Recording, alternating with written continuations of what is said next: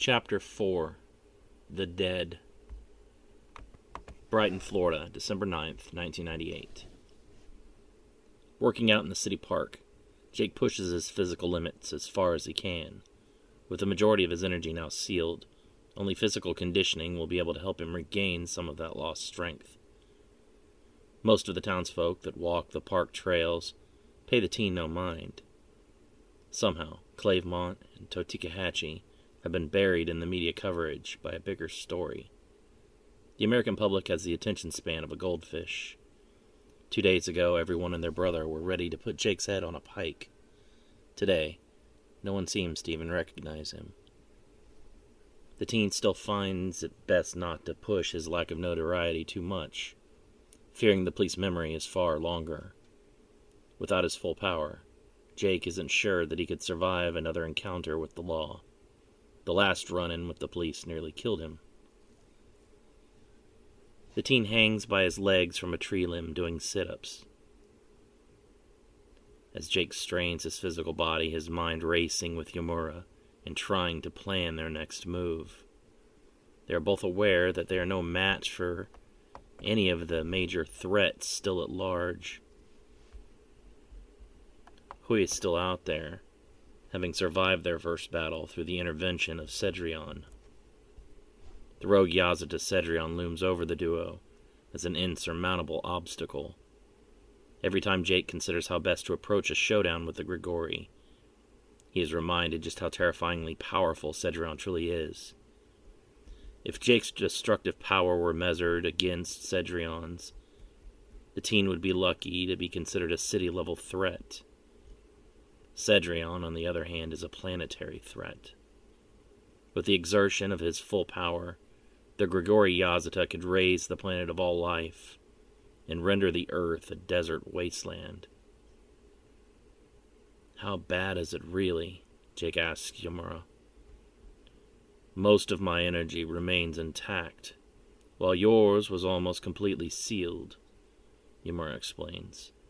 I would estimate that upwards of 60% of your power has been locked behind Danny's spell. 60? Damn. That is a lot, Jake groans. I was hoping it wouldn't be that much. If we encounter Hui or Inyana in our present condition, I am not confident that we would survive. That's comforting, Jake sighs. You will just have to work that much harder to make up for it. No more relying on my strength or cheap emotional boosts. Your strength will have to rise due to the amount of your blood you are willing to shed. Since when did you become my life coach? You seem to be incapable of handling your problems yourself. So, someone must ensure that we survive. Do not forget that whatever fate befalls you, so must I also share. I think we've been doing pretty well. We managed to handily trounce Hui and own just about every single GX-enhanced warrior on the doctor's payroll. We will be much weaker next time, while Hui will have only grown stronger the longer he has had to acclimate to his new body. We cannot measure our future success by any previous battles. Stop being such a downer, Jake sighs. I'm trying to stay positive here. Positivity will not win us any battles. Only by being properly prepared will we be victorious against the likes of Hui. How well can we really prepare? I've lost most of my power. I would say we have to rely on you, but Hui will know how you fight and all your attacks and abilities. If he was truly worthy of leading an army, Hui had to be an observant tactician. He was. Hui left most of the fighting to his subordinates, but the strategies he put in place for us to follow were nearly flawless. I could rarely improve upon his strategies, even if I disagreed with his methods. While I didn't have any control of myself then, I do still have some of the memories of fighting Hui. He used basic fire magic on us, and some spell or ability that nearly crushed me. That was his Almactiga Strub. Hui can flatten mountains with that technique. If he were to use it on us as we are now, we would be killed instantly. Okay, that's a start. So we have to come up with a way to counter his ace ability. Almactiga Strub is not Hui's strongest attack. While a powerful technique, Hui can utilize attacks far more deadly. Then why didn't he show them against us? Hui acted like this Almactiga Strub was his last resort. Probably because he could not use them yet. We battled Hui almost immediately after his revival. The Hui we fought was not the Grand General of Central Verno's army. That was a newborn deer just learning how to walk. Jake's heart sinks. Are you kidding me? I only fought newborn deer Hui? So what is full-on 12-point buck Hui like? Even without your power sealed, defeating Hui would be impossible for you. Hui and I fought to a draw every time we crossed swords. I did not let up, yet I could never overpower him. Hui has incredible physical strength, far exceeding my own, and he knows more specialized techniques than I. All we had was an advantage in speed, and possessing larger reserves of energy due to our ability to swap between the two of us in our separate energy stores. Without your full power, we lose both of those advantages. Are we sure that his strengths will have transferred over to his human form? You aren't at full power in my body, and we've been bonded for months. Their union was chosen and not forced. Both ourselves and Inyana were severely limited in our strength by having to fight against the will of our hosts. Hui will have access to much more of his original power than either myself or Inyana had. He and his host are in complete agreement on what their arrangement is and what their goals are. Hui is in complete control of their union. Damn it, Jake shouts in frustration. You have a counter for everything I say. You're making it sound like it's hopeless. Do you really think that it's impossible for us to defeat Hui? Only as we currently are. That is why I urge you to train before we face him again. Every bit of strength you gain will allow us to hold our own against Hui longer, so that I can be at my maximum when I step into the battle. If I can face a weakened Hui at my full power, I'm confident that I can finally end our stalemate. So you need me to be able to wear Hui down, not beat him. That is correct. Hui is too much for you to handle. That's bullshit. I have unfinished business with Hui. You can't take that away from me. If I'm going to train to face him, I'm going to do my best to kill him. I'm not fighting just to buy you time. Do whatever. But I will be the one who kills Hui. Yeah, Jake mutters. We'll see about that. I want to kill him just as badly as you do. If I get the opportunity, I'm taking it. I won't be relinquishing that honor to you if I can help it. In Delgian. Danny sits in the courtyard of the dormitory for the students of Master Juvat Diota and his provosts. Beside her, Allura practices her glamour spells on a doll, changing the color of its hair and shirt over and over. I bet you can make us look over 21 so we could get into bars back home, Danny jokes, looking up from her book, Master Tobias's Field Guide to Ethereal Spirits, to watch her friend practice. Allura smiles. What makes you think I haven't already done that? Danny laughs. And I thought I had a wild side. You want more of one? I bet I could turn you into a lion or something. I'm getting better at transmutation spells. I'll pass. Danny recalls turning the doctor into a cockroach. The one transmutation spell I've used ended a little gross. Allura shrugs. Yesterday I was able to change my appearance into that of Master Wallace. No one had any clue I wasn't the real deal. Really? Even the other masters couldn't tell It was you? None that I came across, Allura brags. But I can only keep up the appearance for about 30 minutes before all of my stamina is used up.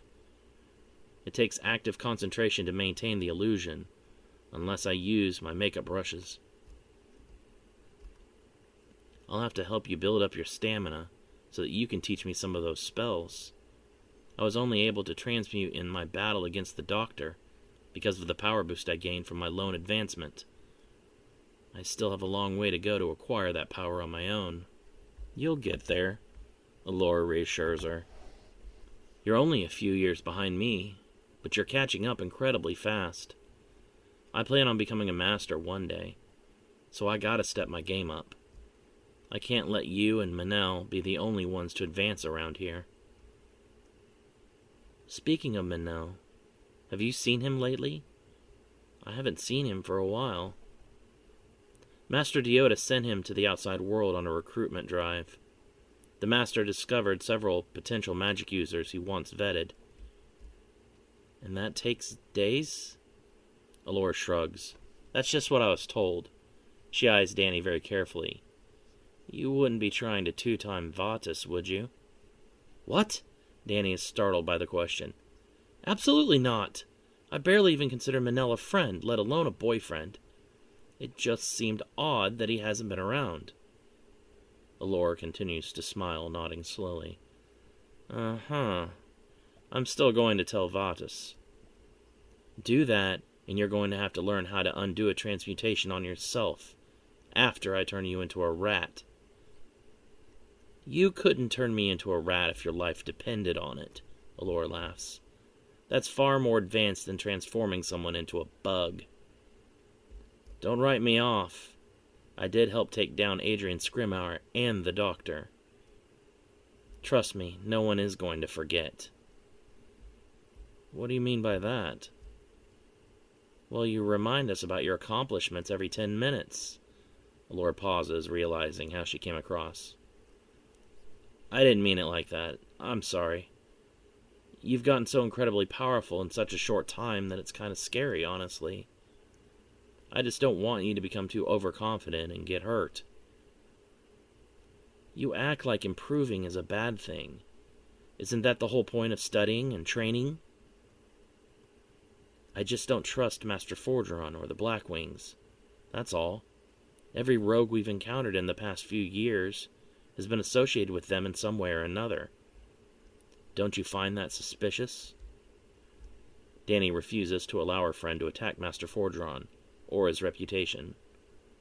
Scrimauer was an apprentice to Master Honorius, and he was never a Blackwing.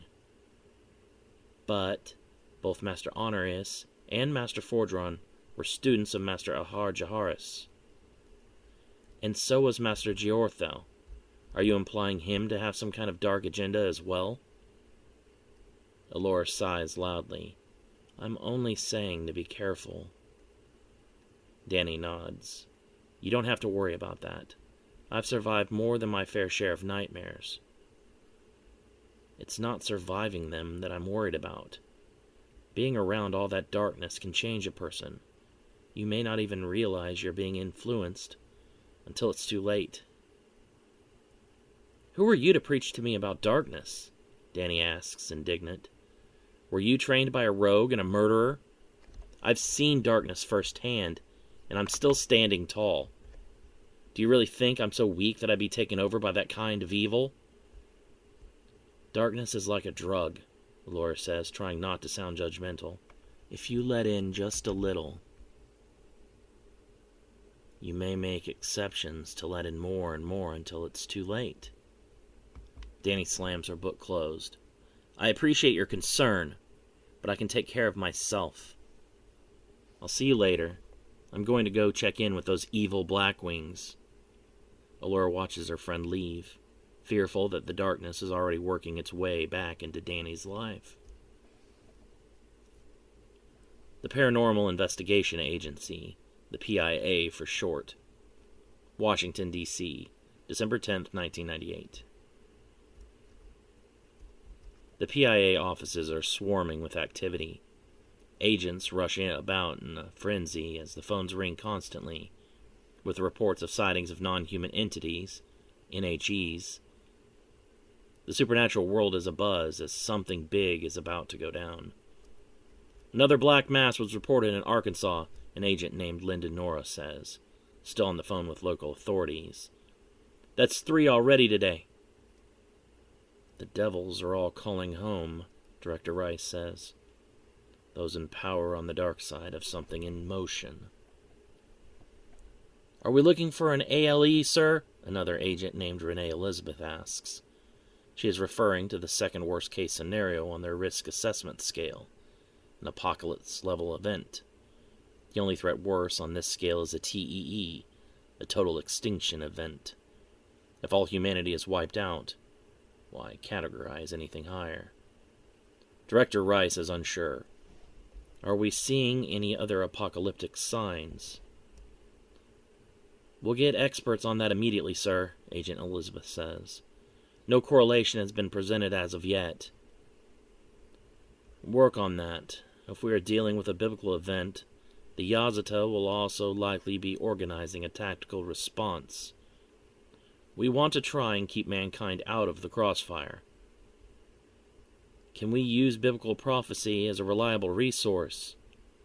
How much of it actually lines up with what we're dealing with? Agent Elizabeth asks. We aren't debating theology here, just looking for anything helpful, Rice says. Use any resources available. We've seen an uptick in sightings of devils and Yazata, if you think that is related, Agent Nora says. And you don't? Rice asks, surprised. I'd say devils and angels are about as related to black masses as you can get. The Yazata don't require ritual sacrifice and blood magic to contact other realms, do they? Agent Nora asks. Not that I've ever heard. But where the devils are concerned, I would say that their biggest enemies also being on the move must be connected. In a bit of good news, the mages were able to seal the dimensional breaches Agent Callahan's team found in Alabama, Agent Elizabeth says. Rice lets out a small sigh of relief.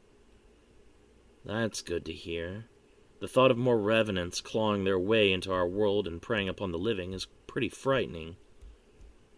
Well, the revenant threat hasn't been stopped completely. New tears are continuing to open up daily. We still don't know why the astral realm is bleeding through into our world the way it is, Agent Elizabeth continues. We are going to have to find the cause if we are ever going to have any chance at stopping the tears from opening up. We've had our top minds working hard at finding a pattern in the places where the holes are opening. So far, it seems as though only sites that have experienced great tragedy and loss of life currently are becoming dimensional wounds. Rice thinks on this information carefully. Can we use this information to predict the most likely sites to become the next tears? We're already on it, Agent Newt Monroe speaks up from a desk behind them. We have narrowed it down to a list of 150 potential sites, with the 30 most likely already being put on observation. Good. Get in contact with local authorities and try to put eyes on the remaining 120 sites. I don't want to miss any potential tears. Missing even a single revenant would be catastrophic. Just one of those undead creatures is estimated to be able to eat its way through an entire city in just a few days. If we are able to intercept the sites early, we may be able to gain valuable information on further patterns and causes, Rice says. We've also been hard at working on recruitment. A class of over 200 potential field agents are being put through examination and screening. In addition to them, we're in talks with 4 more mages. If we can come to terms with those negotiations, they will be invaluable additions to our agency, Agent Nora says. This is our first major test. If we are able to solve the issue of the dimensional tears, we will gain considerable favor in the eyes of Congress. Proving our usefulness to them will only benefit our agency with better funding and resources, which we can then use for continued recruitment and strengthen our ranks even further. We do need to keep in mind that recruitment should weigh those with prior experience with NHEs more. It'll be a lot easier to train personnel that don't have to convince monsters exist first. Yes, that is a good point. Breaking people's belief systems in such a way is always the hardest part. Nothing beats seeing something firsthand to convince someone of the truth. I think seeing the destruction of Totikahachi woke a lot of people up. Talking to people on the street, you'd be surprised to hear how many of them don't buy the cover story. Let's just hope we don't have to make up more spin stories. Totikahachi needs to be our Pearl Harbor. Something we never let happen again. Getting the right people in here will do that. Rice nods. So get out there and bring them in. What do you want, an incentive? Here's your incentive. Never again. Do you understand? The agents all nod and disperse. Never again, Rice whispers. Never again will monsters like Inyana or Hui destroy another one of our cities, or kill so many innocent people. We are mankind's shield against the forces of darkness that they don't even know exists. Provence, France, December 10th, 1998. The necromancer Ishef Drakovac works in his crypt beneath the city's main square. Unknown to anyone else, the sewers beneath the town lead into an ancient, cavernous necropolis, where the dead of centuries past were entombed. It is in this fitting setting that the Mage of the Dead has made his workshop. Thousands of corpses are at Ishef's disposal, allowing him to experiment with his magic with no fear of running out of subjects. Ishef cuts open his palm with a small dagger and allows a single drop of blood to fall to the ground. I wonder if today is the day. I feel strong. I think I have a good chance at succeeding. I'd better try a few small test summonings of lesser dead first. Invocar des morts moindres, he chants. A skeletal form rises from the earth, revived by his blood magic. The creature is a mindless Kalakas, one of the lowest forms of the undead that can be created magically. Kalakas are nothing more than a reanimated skeleton. Kalakas are fairly weak and powered only by magical energy. These creatures cannot act on their own and will return to death if their summoner is too far away or runs out of energy. Feral creatures such as ghouls and zombies are much lower in skill to summon, as are evolved spirits such as revenants and draugr. Unlike zombies, which can only be created through magical ritual, ghouls, revenants, and draugr can occur naturally through their process of hunting other spirits and gaining their power. When a revenant has grown accustomed to magical energy, they will evolve into a draugr, shunning life energy and instead seeking out magic to sustain their hunger and the growth of their power. Ghouls are a race of predatory undead creatures that eat the flesh of the dead. A necromancer cannot turn a human corpse into a ghoul, but can summon one through contract. A necromancer can, however, revive a human corpse as a mindless zombie, or a corpse soldier known as an orek. While zombies are completely mindless and driven only by instinct and hard to control, oreks have only the will given to them by their master. Magicians believe that ghouls are created through the injections of their fluids into living flesh. The time it takes for a mortal to become a ghoul varies individual to individual, and how a revenant can evolve into a draugr and even further into a blaspheme. A ghoul can evolve into a creature called a ghast if it gains enough intelligence. A necromancer may revive the spirit of a dead ghoul as an undead spirit called a specter. Accer la capacité de combat, he chants, using magic to bestow the undead with armor and the ability to fight on command, becoming an orek corpse soldier. Good, he says. Souvenir des morts. Isheth bestows the ability of speech to the Auric. What is your bidding, Master? The corpse soldier growls. Do you remember who you were in life? Necromancer asks. I do not understand, Master. Damn, Isheth mutters. No matter. I did not raise this creature's soul, only its bones. This means nothing to my ultimate test. Renvoyer les morts, he says, returning the Auric's form to the earth.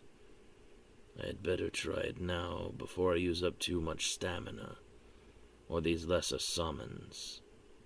Isheth next draws a summoning array on the floor, placing a mixture of grave soil and human ashes in the center. Invoquer des morts vivants supérieurs.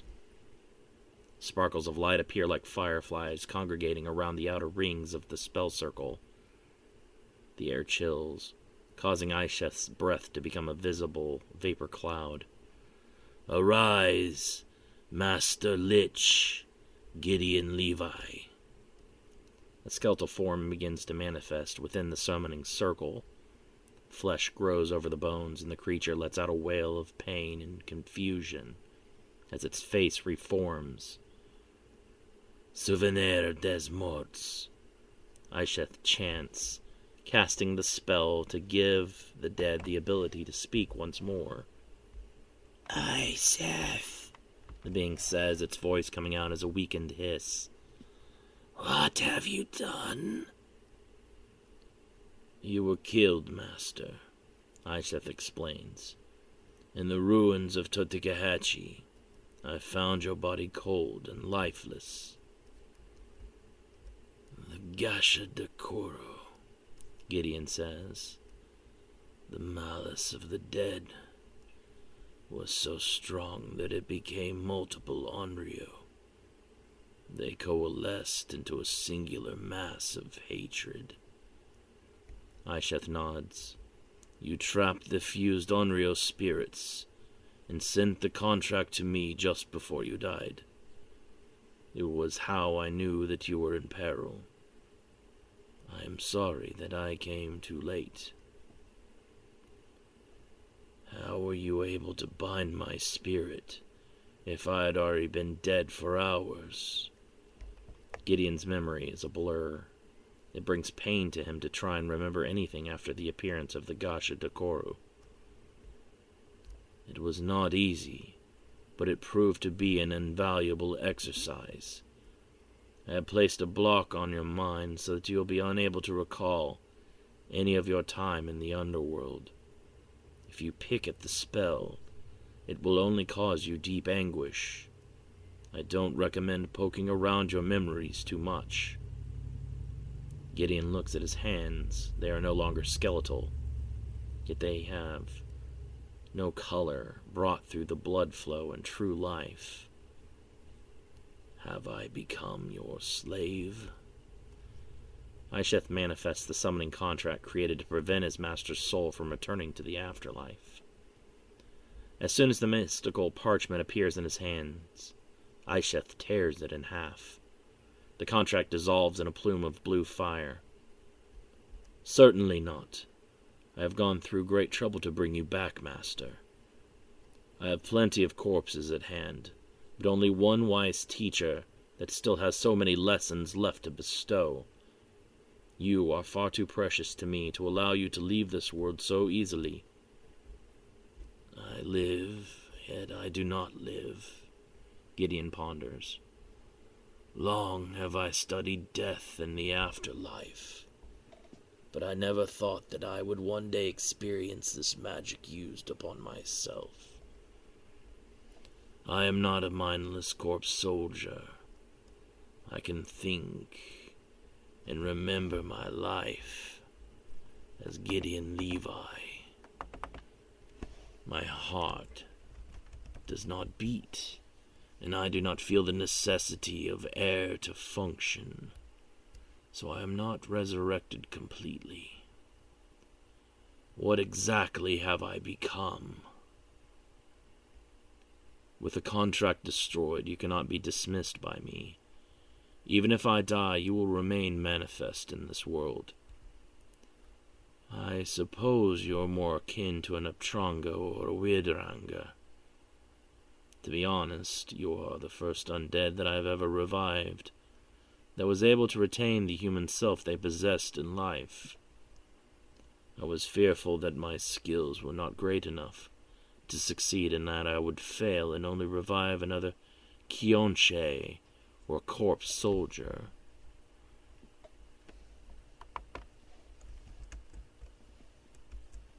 In the ancient annals of the occult, the Uptronga, or the Weirdangangers, stand as enigmatic manifestations of the delicate balance between life and death, embodying the remnants of humanity intertwined with the essence of undeath.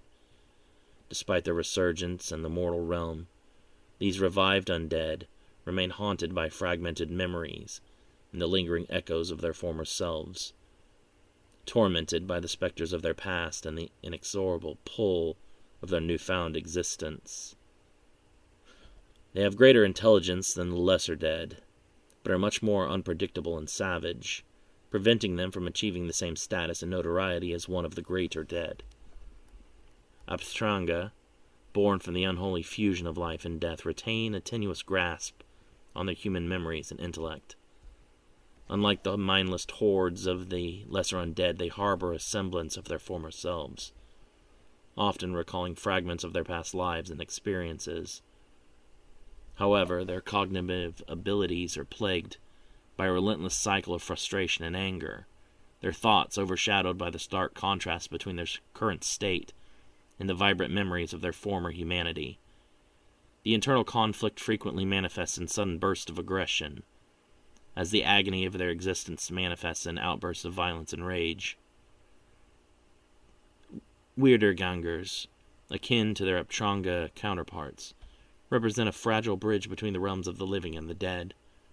Although endowed with varying degrees of intelligence, their essence is tainted by the inescapable torment of their undead nature. Memories of their former lives flicker within their consciousness, serving as poignant reminders of the pain and suffering they endured before succumbing to the grasp of necromantic revival. Their cognitive functions are limited, rendering their functionality rudimentary and simplistic, often leading to unpredictable behavior characterized by fits of aggression and confusion. Among practitioners of the dark arts, the revival of Uptronga and Weirdangangers presents a complex dilemma. While their intelligence and residual memories offer potential advantages in strategic planning and tactical maneuvers, the volatility of their emotions and erratic behavior pose a significant threat to the stability of any necromantic operation. Necromancers, cognizant of the risks involved, often refrain from imbuing their undead minions with vestiges of their former humanity, choosing instead to summon lesser entities, such as Oryx and Kalakas, to serve as obedient and easily controlled warriors and servants. In the dark recesses of forbidden knowledge and arcane power, the ancient legends of liches are intertwined with the most intricate and sinister aspects of the undead hierarchy.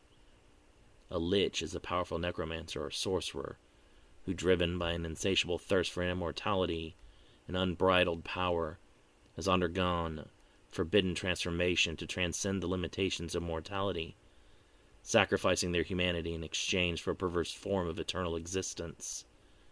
The path to lichdom is shrouded in forbidden rituals and unspeakable sacrifices. A would-be lich must delve into the darkest depths of necromantic lore, delving into ancient tomes and performing rituals that defy the natural order of life and death. These rites often involve the consumption of rare and potent reagents, the desecration of sacred sites, and the merciless harvesting of countless souls to fuel the macabre transformation. At the core of a lich's existence lies the phylactery, an accursed object that binds their immortal soul to the mortal plane. This vessel serves as the font of undying power, preserving the lich's consciousness and essence even in the face of obliteration. Hidden within the darkest recesses of the world, the phylactery is a cursed artifact that grants the Lich unparalleled resilience and persistence, rendering them nigh invulnerable to conventional means of destruction. Empowered by the necromantic arts and the arcane secrets of the beyond, Liches wield formidable magical prowess that surpasses the abilities of lesser undead entities. Their mastery over spells of decay, manipulation of life energy, and the control of the very fabric of reality makes them formidable adversaries, capable of reshaping the world to suit their malevolent designs. Their unyielding command of the dark forces allows them to summon legions of undead minions and wield devastating spells that can rend the fabric of existence itself. Despite their newfound immortality, Liches suffer a profound curse that isolates them from the very existence of humanity. Cut off from the cycle of life and death, they are condemned to eternally be solitude and detached, their minds slowly succumbing to the ravages of madness and existential despair.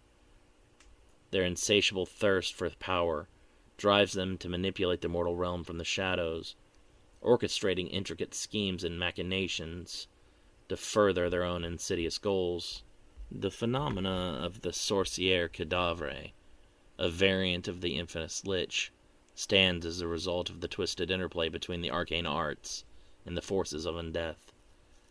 These undead magicians, once practitioners of powerful magic in their mortal lives, have undergone a transformative process that fuses their profound knowledge of spellcraft with the unyielding essence of undeath, granting them a twisted form of immortality and the ability to continue wielding magic even in their undead state.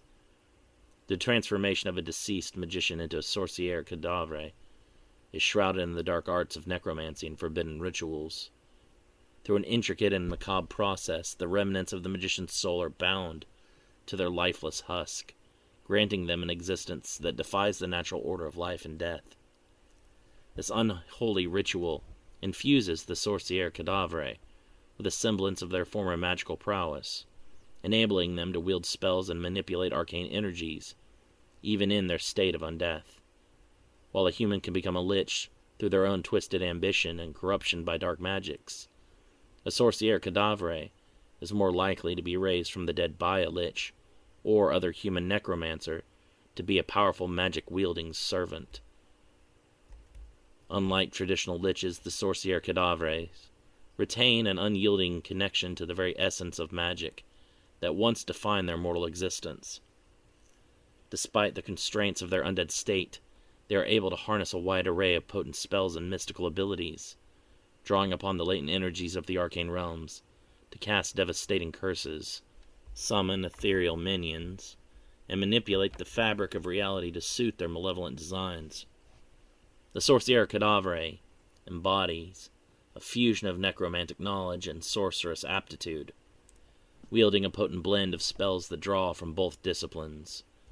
Their mastery of necromancy allows them to manipulate the forces of undeath to their advantage, controlling legions of undead minions and weaving powerful curses that afflict the living, while their sorcerous acumen enables them to tap into the primal energies of the cosmos, casting spells of elemental destruction and illusion that defy the boundaries of mortal comprehension.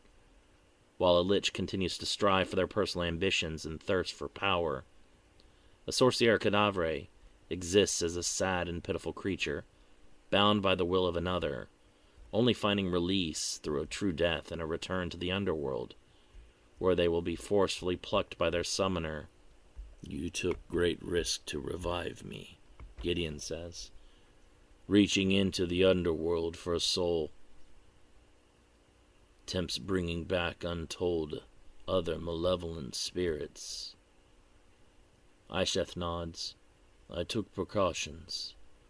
Any lesser spirits that attempted to come along with you were immediately caught in a spell web of banishment I constructed around the resurrection circle prepared for you.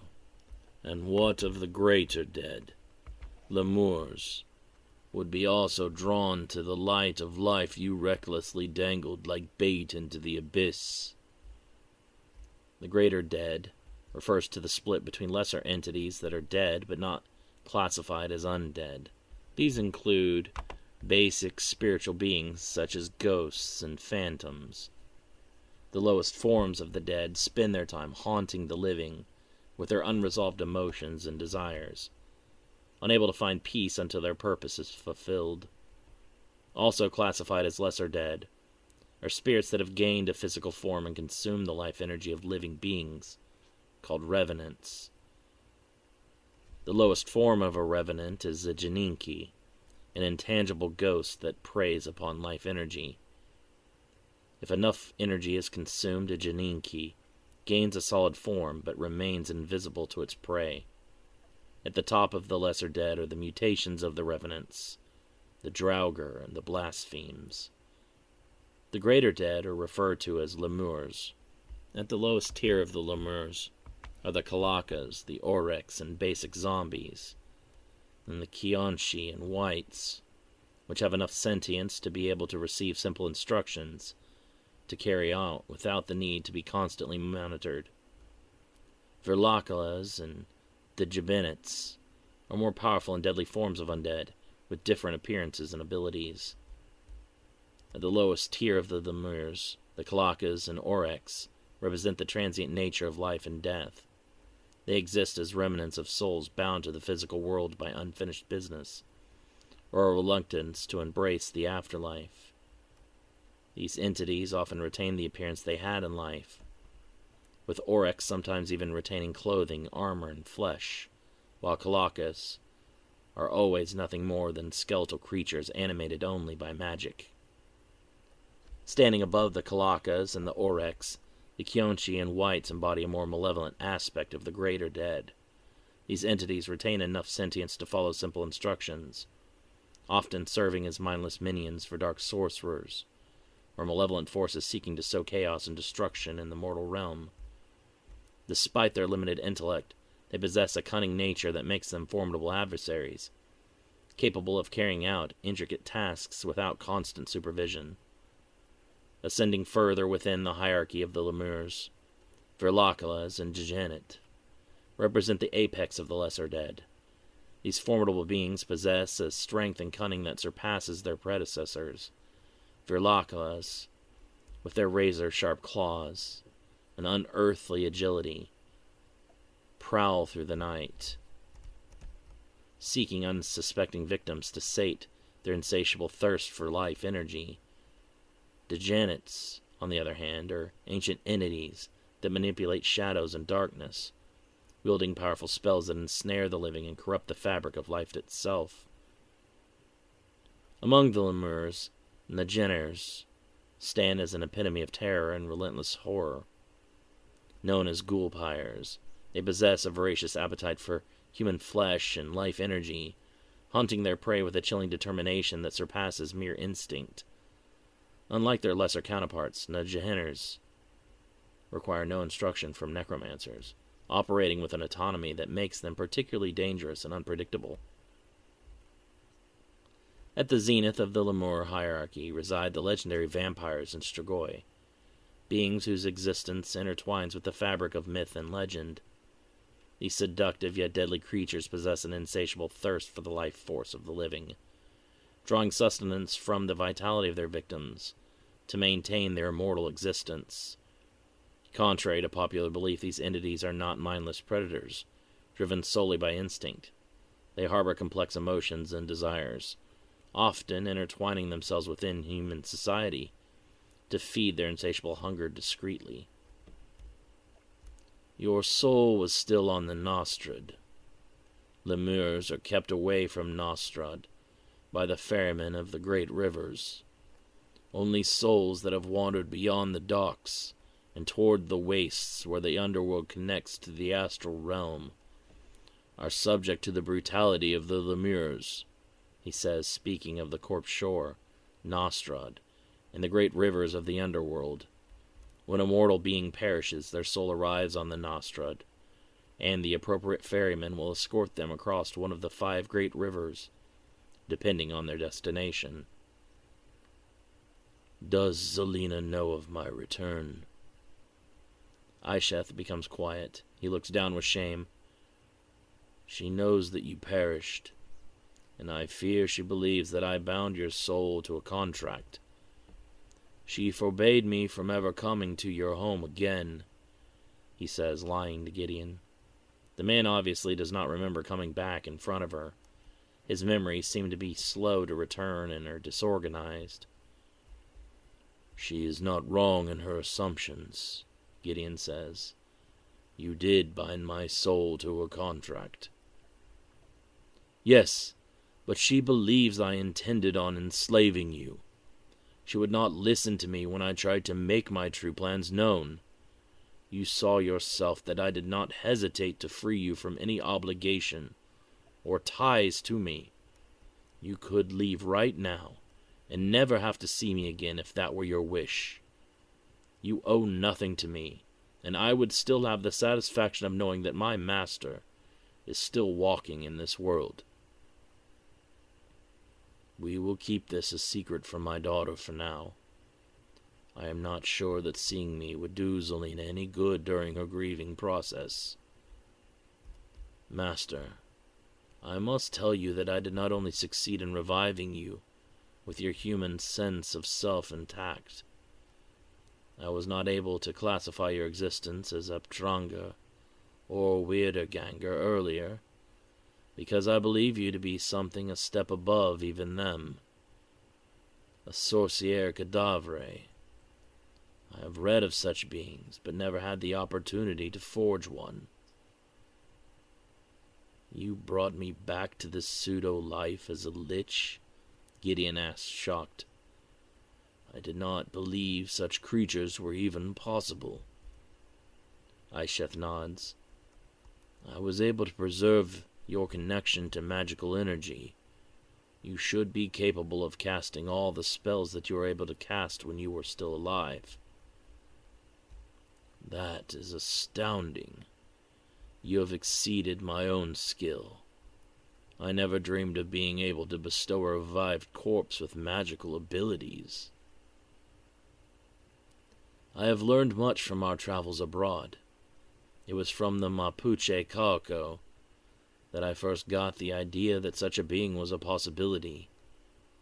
He talked of past Kaku shamans that were revived with the ability to cast lesser elemental spells and curse effect spells like inflicting fear and intimidation.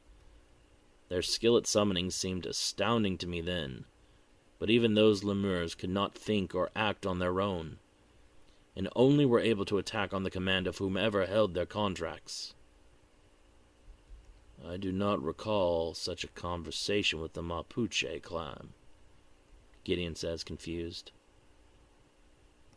You were more interested in their history and their connection with the energy of the afterlife. I took more of an interest in their Kaku sorcery. You told me many times during our travels that our interests had begun to diverge down different paths. I have learned so much, and I truly wish that you will stick around long enough to allow me to show you some of the knowledge that I have gained. In the ancient and mystical traditions of certain tribal cultures, the enigmatic figure of the Kaku emerges as a revered and feared practitioner of sorcery, intricately connected to the primal forces of nature and the spirits that dwell within the animal kingdom. Embodying a profound reverence for the natural world and an innate understanding of the delicate balance between the mortal realm and the ethereal planes, the Kaku is a master of mystical arts, wielding an array of formidable powers that draw upon the essences of animals and the living pulse of the earth itself. The Kaku is revered as a spiritual conduit, an intermediary between the mortal world and the boundless energies of the natural realm. Through profound rituals and sacred ceremonies, they commune with the spirits of animals, plants, and the elements, forging a profound bond with the living essence of the wilderness. This communion grants them an intimate understanding of the rhythms of nature, enabling them to harness the primal forces that govern the ebb and flow of life in all of its myriad forms. Rooted in the ancient traditions of their tribal lineage, the Kaku practices the art of soul weaving, a mystical process through which they imbue their spells and incantations with the essences of animals and the spirits of nature. by invoking the spirits of revered totems and channeling the energies of sacred creatures. The Kalku infuses their magic with the primal vitality of the wilderness, granting their spells a potent and visceral connection to the natural world and the creatures that inhabit it.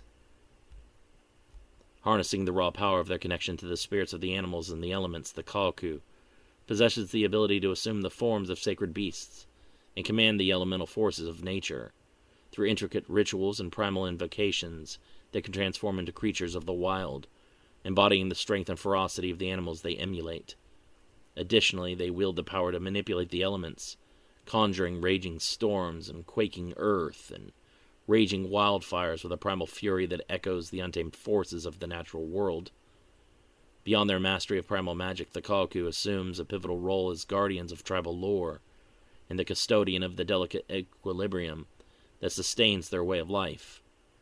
They are tasked with preserving the ancient traditions and spiritual wisdom passed down through the generations, ensuring that the delicate balance between humankind and nature remains unbroken. As gatekeepers of the natural world, they stand as emissaries of harmony, guiding their people towards a profound understanding of the interconnectedness between all living beings and the sacredness of the wilderness. "I do want to see what you have learned," Gideon whispers. "That is not the problem. It is hard to explain. Until you have died and come back, I do not ever think that you will be able to truly understand how I am feeling." "I'm sorry, Master," Aisheth says. "I thought I was doing the right thing at the time. I guess I was just being selfish." Gideon looks around at the necropolis. He knows the crypts are cold, yet he cannot feel their temperature. The air must be stale, yet he cannot breathe to tell for sure. He is not dead, yet not alive. Gideon knows that he can never return to his old life in human society. "No, I know your heart was in the right place. Releasing me from your contract and not keeping my spirit enslaved proved that. Besides, where can I go? I cannot return to my daughter. Zelina would think me a monster. No, I have no intention of going anywhere, my friend." Algeria, Africa, the village of Amara. Nestled deep within the vast and arid Saharan desert, Almara is a hidden jewel surrounded by towering sand dunes and ancient rocky formations. Located in the heart of the Sahara, it is positioned far away from other major cities, making it an isolated and enigmatic settlement. Almara is a stunning sight amidst the unforgiving desert landscape. Surrounded by towering palm trees and lush vegetation, the city is centered around a natural spring that provides a source of life and sustenance for the inhabitants. The inhabitants of Almara are known for their resilience and resourcefulness, having adapted to the harsh conditions of the Sahara, utilizing ancient techniques for water conservation and agriculture, to cultivate a variety of crops including dates, olives, and grains. Alongside their agricultural practices, the residents also engage in traditional crafts, such as weaving, pottery, and metalwork, which serve as both artistic expressions and sources of income. They have developed unique methods for water conservation and agriculture, allowing them to cultivate a variety of crops and maintain a sustainable way of life in the arid environment. The architecture of Almara reflects a blend of traditional Berber and Tuareg design, with buildings made from locally sourced materials, such as sun-dried mud bricks and palm fronds. The city structures are adorned with intricate geometric patterns and vibrant textiles, showcasing the skilled craftsmanship and cultural heritage of its people. Narrow, winding streets lead to communal gathering spaces, where locals come together to trade goods, share stories, and celebrate their rich cultural traditions through music, dance, and poetry. The city serves as a cultural hub for the indigenous tribes of their region, known for their rich oral traditions, vibrant festivals, and skilled craftsmanship in textiles and pottery. The isolation of Almara has contributed to the preservation of its unique cultural heritage, traditions, and customs, making it a destination for adventurous travelers seeking an authentic experience of traditional African desert life. In a remote village like Amara, Situated deep within the Saharan desert and isolated from larger urban centers, the population stays relatively small and closely knit. Considering the challenges posed by the desert environment and the limited resources available, the village can only sustain a population of approximately 200 to 300 individuals. This modest population size enables the community to manage its limited water supply and agricultural resources more effectively, while fostering a strong sense of camaraderie and shared responsibility among its residents. Such a size also facilitates the maintenance of cultural traditions and social cohesion within the village, allowing the inhabitants to support and rely on each other in their daily endeavors to thrive in the arid desert landscape. The dirt streets of Al-Mara wind their way through the village, creating a labyrinthine network that connects the various clusters of buildings and communal spaces. The compacted earth paths, lined with smooth desert stones, bear the marks of generations of footprints and the occasional imprint of passing animal hooves. Despite the simplicity of the streets, the locals take great care to maintain them, periodically sweeping away the shifting sands to ensure clear passages for both residents and the occasional traveler. The buildings in Al-Mara are constructed using locally sourced materials, reflecting the traditional architecture of the Berber and Tuareg tribes. Sun-dried mud bricks form the sturdy foundations and walls of the structures, providing insulation from the scorching heat of the Sahara.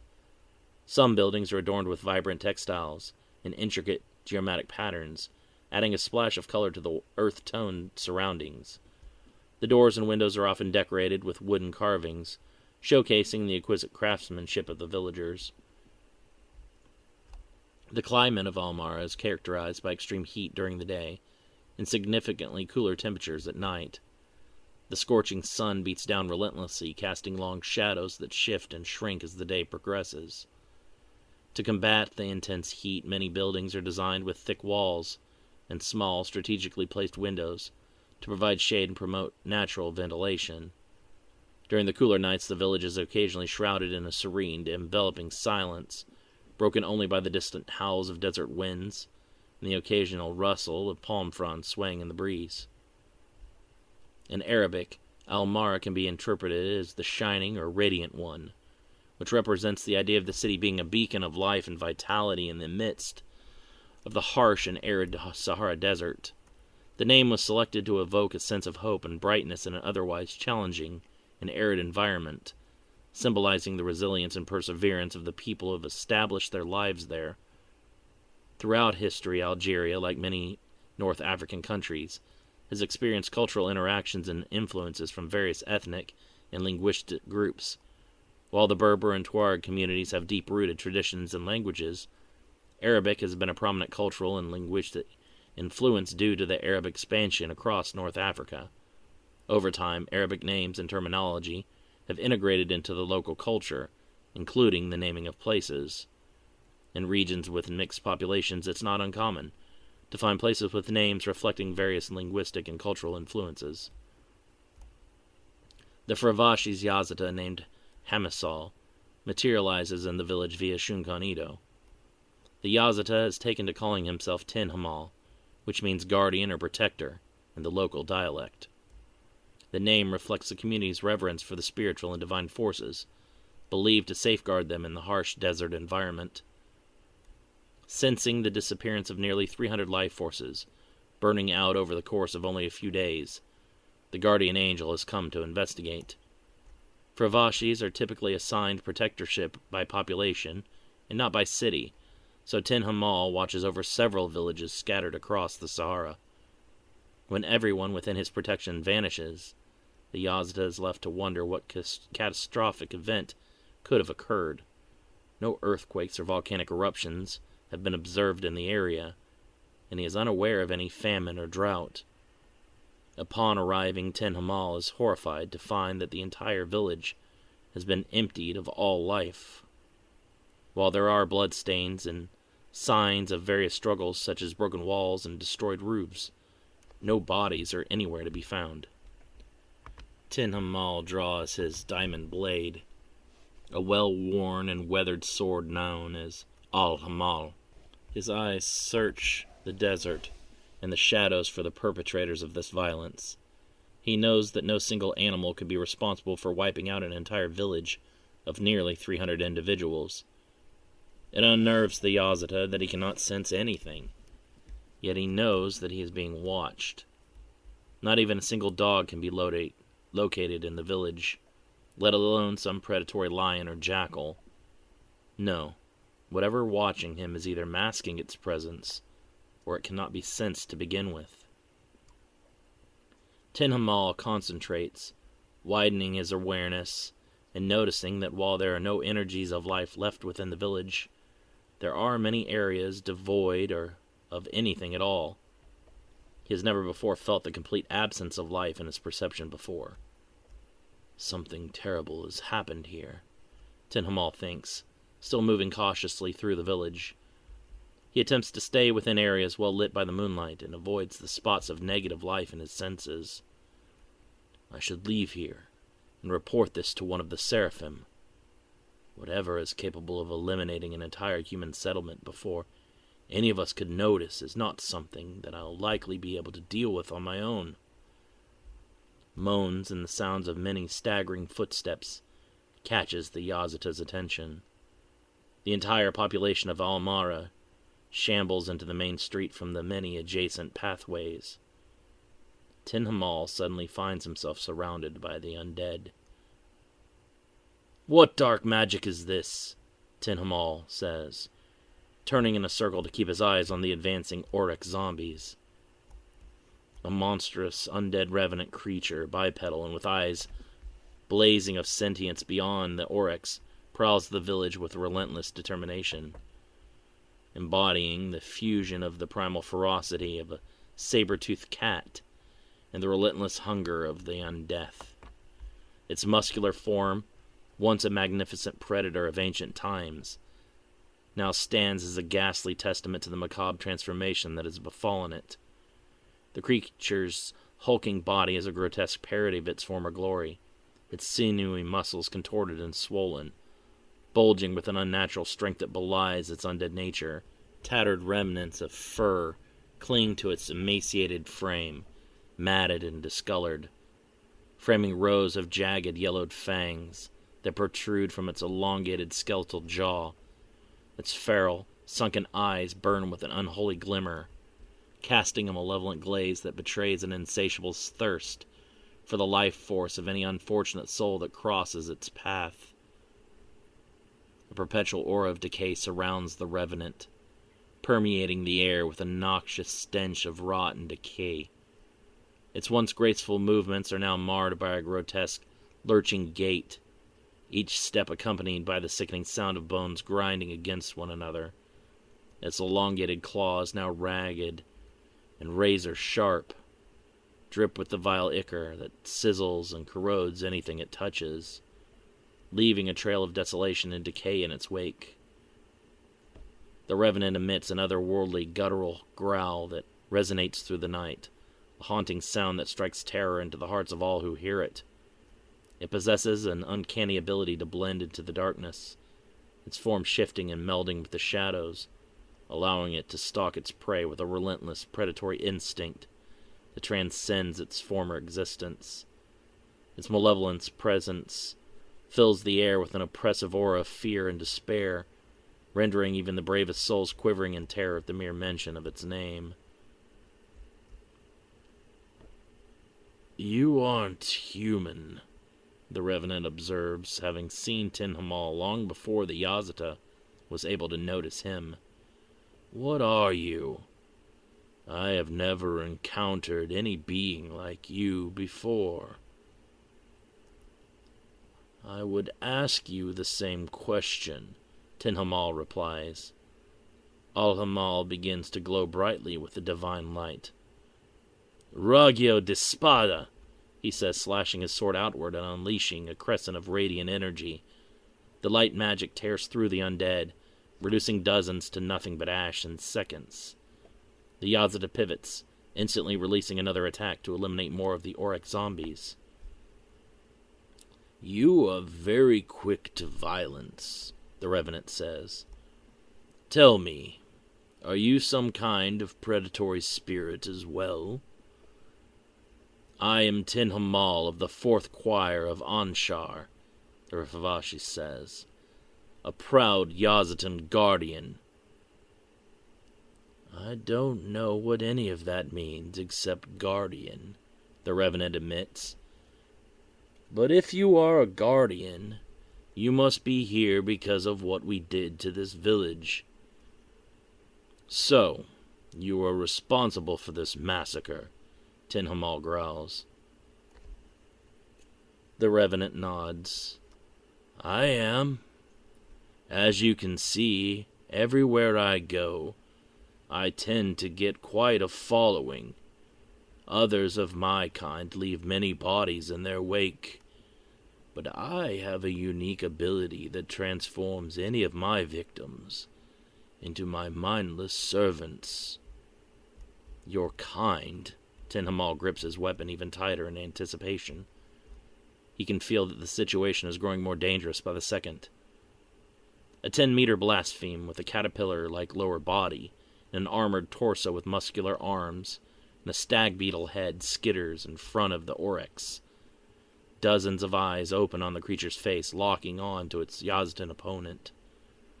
As Tin Hamal swings at the creature on instinct, the blaspheme's extra eyes allow it to process information and react much faster than normal. The blaspheme evades the energy and releases a stream of corrosive black fluids towards the Yazata. Tin Hamal dodges the attack with Shunkonito, the fluid smoking as it hits the ground and begins eating away at the dirt and rock. Tin Hamal reappears behind the blaspheme, attacking with a downward slash. The blaspheme has more eyes on the back of its head that snap open, allowing it to react quickly and block Tin Hamal's sword with an armored forearm. The Yazda leaps back and immediately hurls a chakram ring through the blaspheme's neck. The metallic disc cuts through the creature's tough armor, severing its head with a flash of black gore.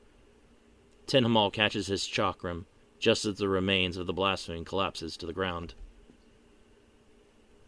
The lesser dead converge on the Yazda, having no fear of their own destruction.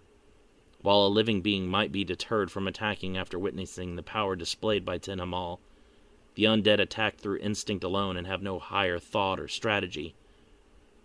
Tin Hamal fights off the Oryx, hacking and slashing his way through the undead horde. It pains the Yazda to cut down the very people he was once assigned to protect. He recognizes many of their faces during his observation of their village over the years. The ravenous creatures swarm faster than the Yazda can strike them down and shouts out in pain as one of them manages to bite into his right arm. Tin Hamal punches the Oryx in anger, completely exploding its entire head from the sheer force of the blow. As he is distracted, another Oryx zombie bites his shoulder, and another his exposed left side. Filled with divine energy, the two undead begin to glow brightly with a golden radiance. The divine light burns away their flesh, but their skeletons remain empowered by the potent energy. Tin Hamal attempts to teleport away with Shunkonito, but his wounds fester with a blackened malice, and he finds that he's unable to utilize any of his divine abilities. The Oryx continue to swarm, trying to overwhelm him, and the Yazda screams with exertion, repelling the undead with the flaring of his aura. Tin Hamal drops to a knee in exhaustion and grimaces with pain. His divine essence leaks from numerous wounds like a golden oil. He tries in vain to heal himself with Dukan Hellas Aurora, but the injuries are corrupted by a dark energy that prevents any restoration. I have to get away from here, Tin Hamal thinks near panic. I have to retrieve assistance. I cannot defeat this enemy on my own. A haunting, otherworldly screech resonates from the necro drake's bony beak, echoing through the desolate landscape with a chilling reverberation that instills fear and despair in all who hear it. This dreadful sound, born of the unholy fusion of an ancient winged predator's primal call and the macabre essence of undeath, heralds the arrival of doom and foretells the relentless pursuit of souls by this cursed harbinger of the skies.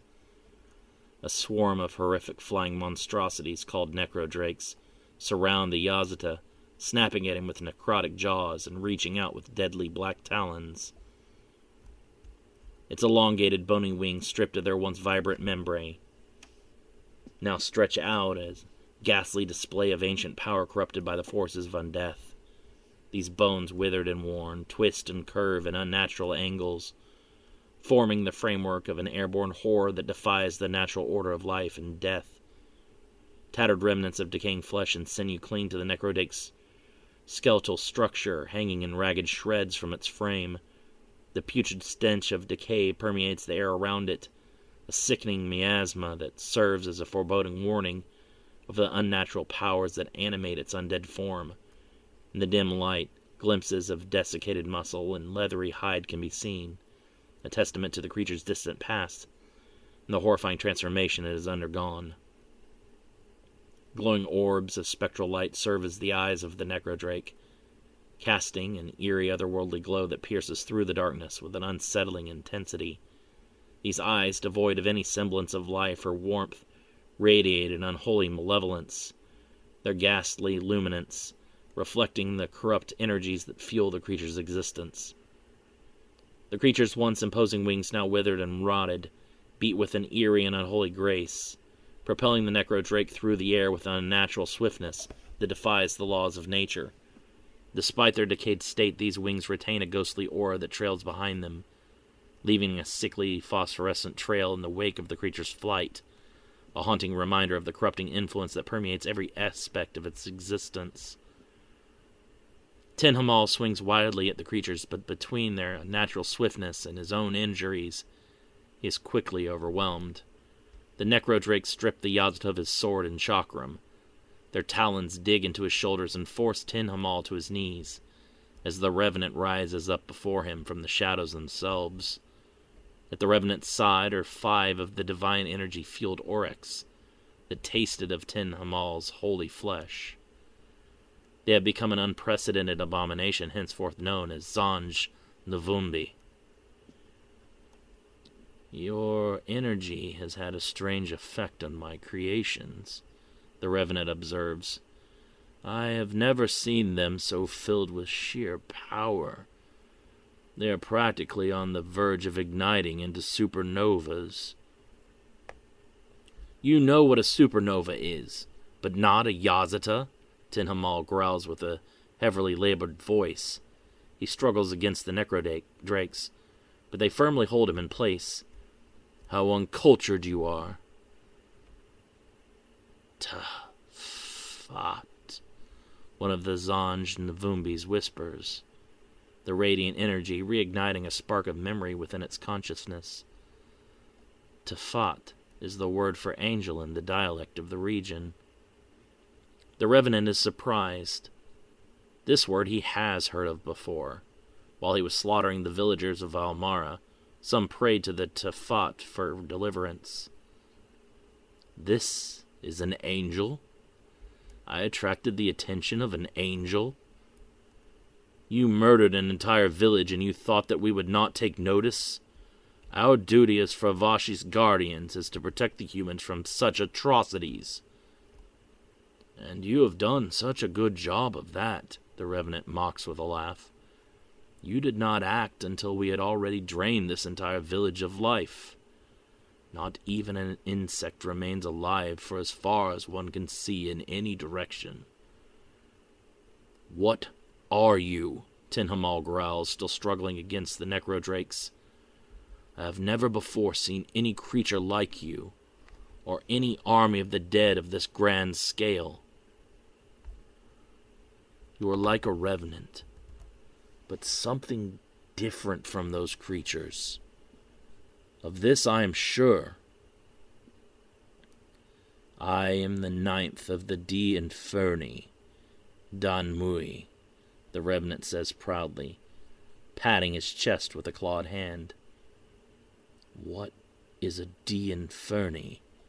Tin Hamal asks. I have never heard of such a being. Surely you are nothing the Creator would ever design. We were not designed by anyone or anything, Danmui says. We are our own progenitors. We are our own gods. The D Inferni are the lords of the Yetzira. We are the kings of the wastes. Tinhamal grinds his teeth together in anger. With a furious burst of strength, he repels the necrodrakes with his divine aura. There is only one god, and he would never commit the unspeakable acts of your kind. The extremities of numerous necrodrakes are burned away, and even Danmui recoils in discomfort, shielding his eyes from the radiance. You are very powerful, Danmui admits. It is clear that none of the dead could stand over you for long. Tinhamal is still unable to utilize any of his divine abilities, or use healing magic on his wounds. The necrotic bites and punctures caused by the undead have spread outwards, turning the Yazda's flesh black. A mass of several hundred interlocked corpses explodes from the ground below, reaching out for Tinhamal, with an arm made up of even more tortured souls. The Yazda leaps back in evasion, but maneuvers himself into the range of the D Inferni. Danmui reaches out, only making contact with Tinhamal for an instant before the Yazda evades. Even in that single moment, Tinhamal can feel his spirit being drained by the revenant-like creature. Tell him, Magnente, Tinhamal says, using magic to summon his sword into his hand and defend against the Zanj Navumbi as they advance. The Gasha Dekoro blindly swipes its hand across the street, slapping two of the Zanj Navumbi aside and through the reconstructed wall of a nearby dwelling. Tinhamal stabs his sword into the ground, and the Gasha Dekoro's hand presses against it with a tremendous force and momentum that nearly splits it in two. Tinhamal pivots, instinctively defending as Danmui tries to grab him from behind. The D Inferni's claws are deflected away with a resultant shower of sparks. One of the Zanj Navumbi grabs Tinhamal's leg, biting into his calf. The Yazda shouts out in pain, slashing downward to render the undead in two. An outpouring of divine energy is released from the enhanced Auric, before its remains detonate in a massive explosion. Tinhamal is knocked to his back, hit hard by the feedback of the blast. The Yazda struggles, but his energy is depleted and continues to drain in the close proximity of such a powerful undead. Danmui reaches down, grabbing Tinhamal by the throat. The D Inferni's eyes become white like fire, and its entire body glows with the same radiant aura as the Zanj Navumbi. Tinhamal slashes his sword down through Danmui's arm, severing it to break free from his unholy grip. The Yazda scrambles to his feet, barely strong enough to remain conscious. Tinhamal places his hand across his chest, trying to focus together the last of his energy. Whatever you're planning, it will not work, Danmui says. He looks down at his severed arm, the wound dripping black ichor. I already told you that any prey that I have fed upon can be made to become another addition to my army. I will never serve you, Tinhamal growls defiantly. I only have one master. Not for long, Danmui laughs. Tajnid. The necrotic wounds spread the black all across Tinhamal's body, and he screams in agony as his arm is forcefully lowered. Danmui breathes in the last bit of energy that the Yazid had focused in his final bid to fight back. Tinhamal's eyes turn a deep shade of red, and his energy wings manifest for a brief instant before they blacken and decay completely. Danmui pulls one of the Oryx from the horde and rips its arm off to replace his own. As he attaches the limb, he feels stronger than he has ever felt before. The Yazata's divine essence flows through him like the heat of the sun itself. I think I could get used to this. Not even the king has this kind of power. Tinhamal growls, his mind completely gone. A black aura of malevolence rises off the creature's form like a corrosive moisture. No longer divine, the Yazata has been transformed into an undead abomination, known as a Zanj Kikonga. This is the first time one of these nightmarish beings has ever been created in this reality.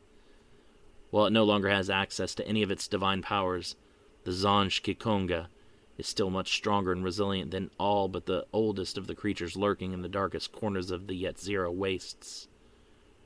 Danmui gathers his army together once more, ushering the horde towards the next village to consume.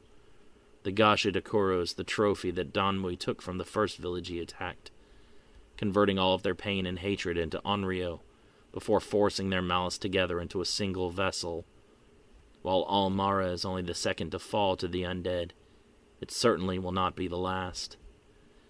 Danmui's thirst for life energy has only grown more urgent and out of control. He already hungers for his next victims.